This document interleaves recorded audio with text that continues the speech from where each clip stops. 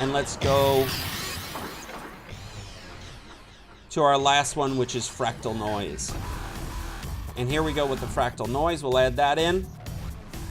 Okay, so I'm going to show you some of the cool things that you can do with this and how you can adjust it.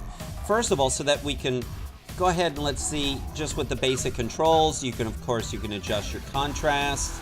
You can adjust the brightness. You can go and invert everything. You can change the complexity of it.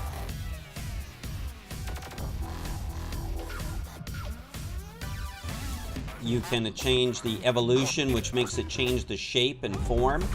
Okay, let's open up these transform controls. Here you can adjust the scale. So you notice here, it kind of gives movement. If you keyframe this, it'll go ahead and make it move around. And by adjusting the complexity more, you can see we can change more to it.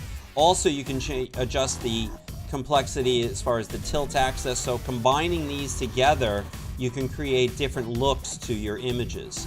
Now your sub-settings give you a whole nother set of influences that you can do to it by slightly, you notice how it can change things a little bit more.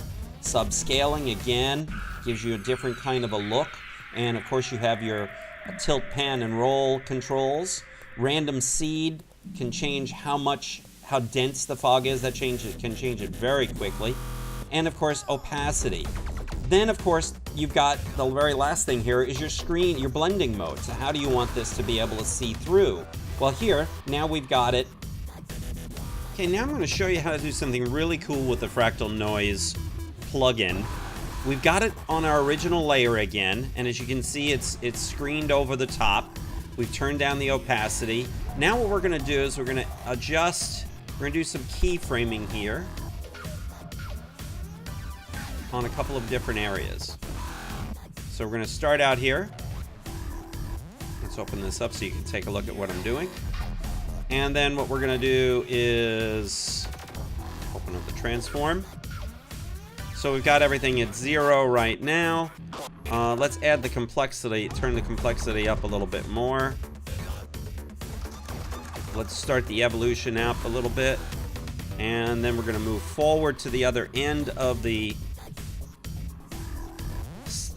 video, and we're going to move these around a little bit, and we're going to create some let's go the other way. We're going to create some interesting movement with the clouds. So now what we've got is we've got clouds that are kind of swirling and moving, but they're covering the whole video, and that's not really going to do. Let's open this up. Let's click on the fractal noise and let's copy it, Control-C on Windows. Let's close this up. Now what we're going to do is we're going to add an adjustment layer across the top. Click on the adjustment layer and then paste the fractal noise into that layer. Let's go back to our original one and let's turn off that effect. You notice it changes it slightly. It's not quite so dark. But now we're still covered, but what are we going to do? The next step is we'll take the pen tool and let's go ahead and start cutting out on the adjustment layer a mask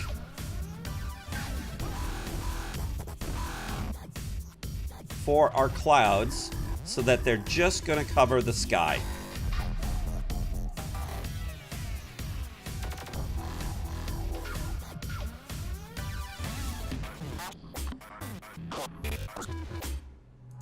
Of course, with our mask, we're going to go ahead and open it up, and we're going to feather it out a little bit, and we're going to increase the expansion slightly so that it covers the area well.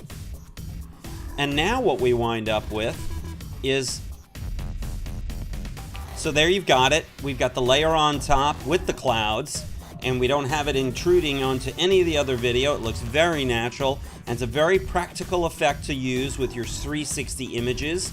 And it looks absolutely fantastic when you put it in the headset, or if you watch it on Facebook or YouTube or Vimeo, whatever you prefer.